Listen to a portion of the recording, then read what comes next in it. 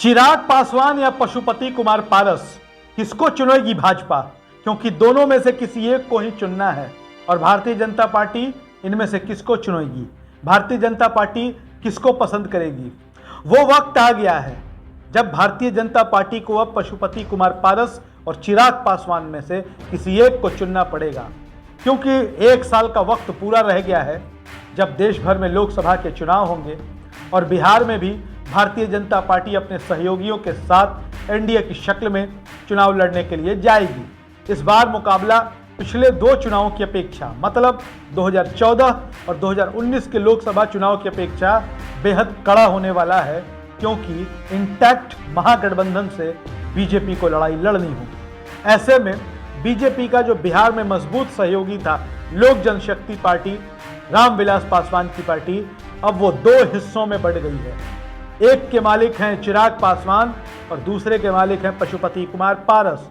लगातार दोनों एक दूसरे पर इस कदर हमलावर हैं कि एक दूसरे के साथ जाकर वो आने वाले वक्त में लोकसभा का चुनाव लड़ेंगे, ये संभव नजर नहीं आता। हालांकि चिराग पासवान और पशुपति कुमार पारस दोनों ने ही अपनी अपनी बातों से भाजपा के शीर्ष नेतृत्व को अवगत करा दिया है।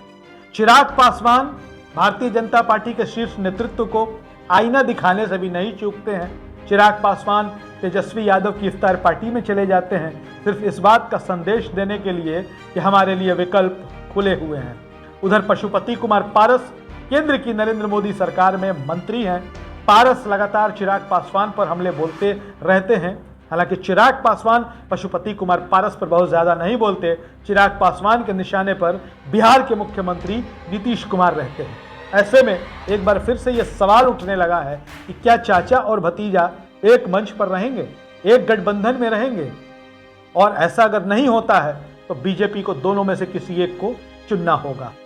देखिए, राजनीति जो है वो वोट के आधार पर होती है। राजनीति संख्या और ताकत के बल पर होती है। संख्या, बल और ताकत की अगर बात करें और इसकी तुलना करें तो सबसे पहले वोट बैंक की बात करते हैं। जिस दलित वोट बैंक को लेकर भारतीय जनता पार्टी लोक जनशक्ति पार्टी से समझौते करती थी, रामविलास पासवान के साथ समझौते करती थी और लोकसभा की 6 सीटें दिया करती थी, वो दलित वोट किसके पास है?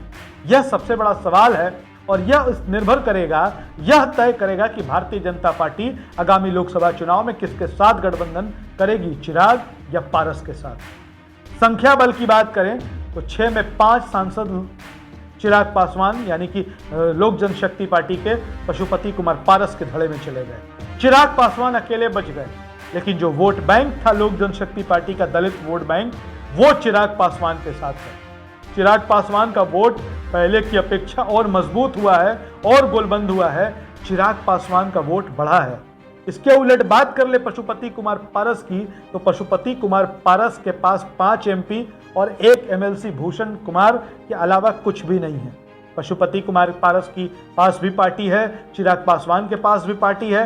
पशुपति कुमार पारस के पास जो भी है, जब तक वो केंद्र में मंत्री हैं, केंद्र की सत्ता के बदौलत उनके पास हैं। लेकिन चिराग पासवान के साथ जो है वो चिराग पासवान का ठोस वोट बैंक है। चिराग जिधर जाएंगे वो वोट बैंक उधर जाएगा। चिराग पासवान जिस गठबंधन का हिस्सा बनेंगे वो दलित वोट बैंक उधर जाएगा। चिराग पासवान बीजेपी के साथ जाएंगे, पासवान वोट बैंक बीजेपी के साथ जाएगा। चिराग पासवान अगर महागठबंधन के साथ जाते हैं तो पासवान वोट बैंक उधर जाएगा।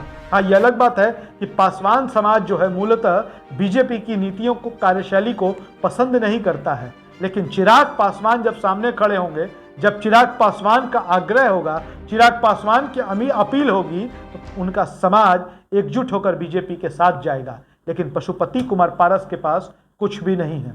अगर चिराग पासवान आज चाहे तो पटना का गांधी मैदान भर सकते हैं, पशुपति कुमार पारस नहीं भर सकते हैं। यह एकदम कटु सत्य है, अकाट्य सत्य है, निर्विवाद सत्य है। ऐसे में जब ताकत, वोट और जनसंख्या की बात आएगी तो बीजेपी चिराग पासवान को पसंद करेगी, यह तय है। और इसके बाद पशुपति कुमार पारस की कुर्सी कितने दिनों तक रहेगी, यह बड़ा दिलचस्प होगा देखना, और यह भविष्य के गर्भ में होगा। वीडियो कैसा लगा ज़रूर बताइएगा। हमारे बिहार से जुड़ी तमाम ऐसी पॉलिटिकल अपडेट्स और वीडियोज़ के लिए बने रहिए हमारे साथ। धन्यवाद।